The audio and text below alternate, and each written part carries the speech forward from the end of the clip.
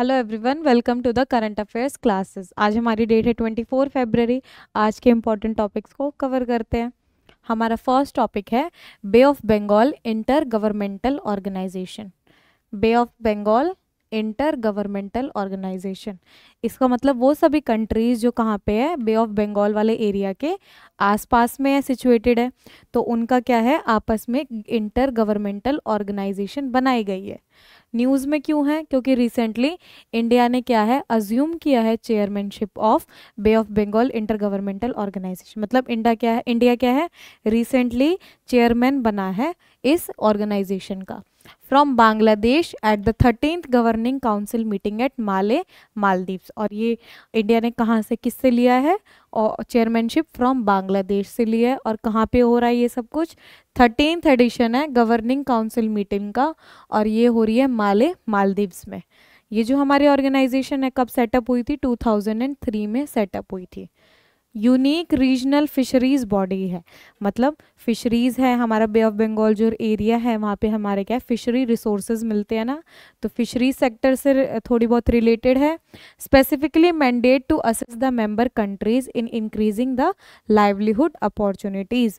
और इनका एम क्या है कि हमारी लाइवलीहुड अपॉर्चुनिटीज़ को एनहेंस करेंगे, फिशरमैन हैं उनको लाइवलीहुड प्रोवाइड करेंगे, इकोनॉमिक एम्प्लॉयमेंट प्रोवाइड करेंगे, इम्प्रूव करेंगे quality of life of small scale artisanal fisher folk in the Bay of Bengal region. और जो बे ऑफ बंगाल वाले रीजन में स्मॉल लेवल पे जो स्केल पे फिशरीज करते हैं उनको हम लोग लाइवलीहुड अपॉर्चुनिटीज़ देंगे। साथ में फिशर फॉक, फिशरीज के साथ फॉक कल्चर भी तो हमारा रिलेटेड है ना, तो उसके ऊपर जो पर्सन डिपेंडेंट है उन्हें भी हमें क्या है, बेटरमेंट अपॉर्चुनिटीज़ प्रोवाइड करनी है। Organization evolved from the erstwhile Bay of Bengal program of the Food and Agriculture Organization of United Nation। मतलब यूनाइटेड नेशन ने 1979 में एक ये प्रोग्राम फाउंड किया था जिसका नेम क्या है, bay of Bengal programme of food and agriculture organisation. पहले ये सारे वर्क को देखने के लिए ये वाली ऑर्गेनाइजेशन थी, लेकिन अब ये क्या है, इवॉल्व हो गई है। 1979 में फॉर्म हुई थी, 2003 तक इसने कंट्रोल किया, 2003 के बाद ये वाली हमारी क्या आ गई, ऑर्गेनाइजेशन आ गई है। मेंबर कंट्रीज कौन से हैं? करंट मेंबर्स हैं Bangladesh, India, Maldives, Sri Lanka, while Indonesia, Malaysia, Myanmar and Thailand क्या है, कोऑपरेटिंग है, नॉन कॉन्ट्रैक्टिंग फार्मर्स है। नॉन कॉन्ट्रैक्टिंग का मतलब इनके ऊपर कोई भी कॉन्ट्रैक्ट बाइंडिंग नहीं होगा, ये क्या है, कॉन्ट्रैक्चुअली वो नहीं है, फोर्सेबल नहीं है इनके ऊपर, ठीक है, ये मैटर है इनका। नेक्स्ट पे चलते हैं। Gulf of Tonkin, gulf of Tonkin इसको रेफर किया जाता है बेबू गल्फ चाइनीज में, या फिर बागबो गल्फ इन वियतनामीज लैंग्वेज में। क्रेसेंट शेप है, क्रेसेंट मतलब ये मून शेप्ड होती है ना हमारी ऐसे, इसको हम लोग क्रेसेंट शेप बोलते हैं। शैलो है मतलब डीप नहीं है। सेमी एनक्लोज्ड वाटर बॉडी है, मतलब कुछ पार्ट इसका क्या है, लैंड से इनक्लोज्ड है। Situated off coast of South China Sea, sorry, semi enclosed water body है और सिचुएटेड कहाँ पे है, South China north Vietnamese coast के पास। साउथ चाइना सी में इसकी लोकेशन है, और साउथ चाइना सी का भी कौन सा पोर्शन है, नॉर्थ वेस्टर्न पोर्शन है। बॉर्डरिंग रीजन्स, कौन कौन सी कोस्ट लाइन है जो इसको बॉर्डर करती है? नॉर्थ में वियतनाम है, और नॉर्थन कोस्ट लाइन है वियतनाम की, मतलब वियतनाम की नॉर्थन साइड है वो कहाँ पे बाउंड्री क्रिएट कर रही है, वेस्ट एंड नॉर्थ वेस्ट में। चाइना का ग्वांजी जुआंग ऑटोनोमस रीजन है, वो नॉर्थ की बाउंड्री क्रिएट कर रहा है। लीजू पेनिनसुला और हाइनन आइलैंड है, ये हमारा ईस्ट में क्या कर रहे हैं, इसकी बाउंड्री को क्रिएट कर रहे हैं। कनेक्टेड है साउथ चाइना सी से विया गल्फ माउथ, जिसका साउथ में क्या है, साउथ चाइना सी से गल्फ में कनेक्टेड है, और हाइनन स्ट्रेट से ये नॉर्थ ईस्ट में कनेक्टेड है। मतलब ये इंपॉर्टेंट लोकेशन आ जाती है, कई बार क्या होता है साउथ चाइना सी जैसे बहुत ज़्यादा डिस्प्यूटेड एरिया है तो वहाँ से ज्योग्राफिकल क्वेश्चंस आ जाते हैं वर्ल्ड ज्योग्राफी में, ठीक है। मेजर पोर्ट्स कौन से हैं, north Vietnam, gulf main port कौन से हैं, हाईफोंग एंड बेंथू, और चाइना का कौन सा है, बेहाई पाखोई इंपॉर्टेंट रीजन है, मतलब मेजर पोर्ट्स है। पलामू टाइगर रिजर्व पीटीआर कहाँ पे लोकेटेड है, छोटा नागपुर प्लेट्यू रीजन झारखंड के यहाँ पे सिचुएटेड है। और यहाँ पे क्या है, बेतला नेशनल पार्क का भी ये पार्ट है। अब जैसे कोई भी रिजर्व होती है वो एक लार्ज एरिया को कॉन्स्टिट्यूट करती है ना, तो उसके अंदर wild life sanctuary, national park, इनका जो बाउंड्री होती है वो थोड़ी मतलब क्लियरली डिफाइंड नहीं होती, तो ये कई बार क्या होता है कोइंसाइड कर देती है। फर्स्ट 9 टाइगर रिजर्व जो कंट्री में बने थे प्रोजेक्ट टाइगर के अंडर, उसमें से एक tiger reserve Palamu tiger reserve भी है। First reserve in the world है जहाँ पे टाइगर का सेंसस कैरी आउट हुआ था पगमार्क काउंट करके, मतलब जो उनके आइडेंटिफिकेशन के अलग अलग टेक्निक्स यूज होती है ना, तो एक टेक्निक थी पगमार्क काउंट।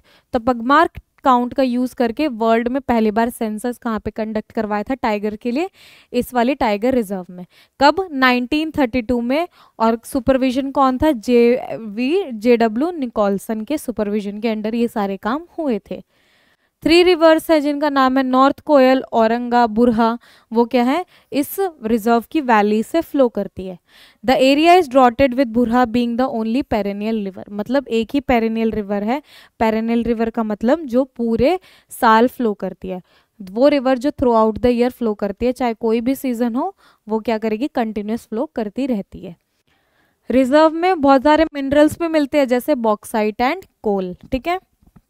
फ्लोरा की स्पीशीज कौन सी है यहाँ पे, फ्लोरा है Shorea robusta, Acacia catechu, Madhuca indica, Terminalia tomentosa, Butea, monosperma, Pterocarpus, marsupium, Anogeissus, latifolia, Indigofera, pulchella etcetera. Scientific name है, फ्लोरा मतलब प्लांट्स या फिर फ्लावर की स्पीशीज, साइंटिफिक नेम है तो थोड़ा अलग इनका मतलब वर्डिंग एंड प्रोनाउंसिएशन होता ही है।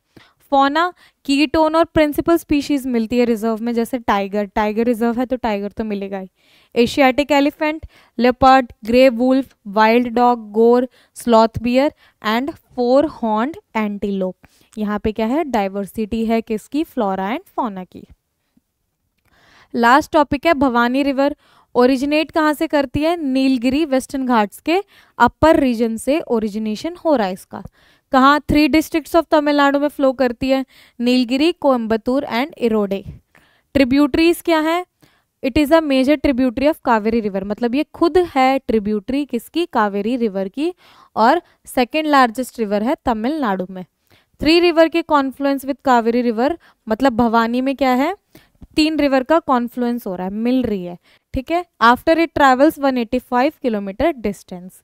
90% ऑफ द रिवर वाटर जो यहाँ पे हम लोग यूज कर रहे हैं उसको एग्रीकल्चर में इरिगेशन पर्पस के लिए यूज कर रहे हैं। Drainage basin of this perennial river, मतलब जो ड्रेनेज बेसिन होता है ना, ये जहाँ जहाँ पे फ्लो कर रही है, रिलीफ फीचर्स को फॉर्म करती जा रही है ना, तो इसका पेरिनियल रिवर का कितना एरिया में ड्रेनेज बेसिन के अंदर आता है, 6200 स्क्वायर किलोमीटर का, जिसमें से 87% तमिलनाडु में ही है, बाकी 9% है वो केरला और 4% कर्नाटका के अंडर आता है। मतलब तमिलनाडु का मेजर सोर्स ऑफ वाटर हो गया ना ये रिवर। ट्रिब्यूटरीज, अब ये खुद किसकी ट्रिब्यूटरी है, कावेरी की, लेकिन इसकी भी कुछ ट्रिब्यूटरीज है जिनका नाम है वरागर, जो कहाँ से आ रही है, नीलगिरी से आ रही है। भवानी संगमेश्वर टेम्पल भी है यहाँ पे क्या हो रहा है इस टेम्पल के अराउंड, मीटिंग पॉइंट है भवानी और कावेरी रिवर का, इसलिए यहाँ पे क्या एक पिलग्रिमेज सेंटर है, मतलब धार्मिक स्थल है।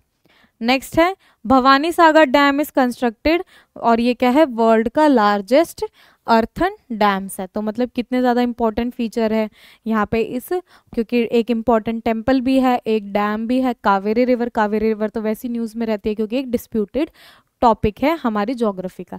आज की क्लासेस में इतना ही, मिलते हैं नेक्स्ट क्लास में, तब तक के लिए टेक केयर।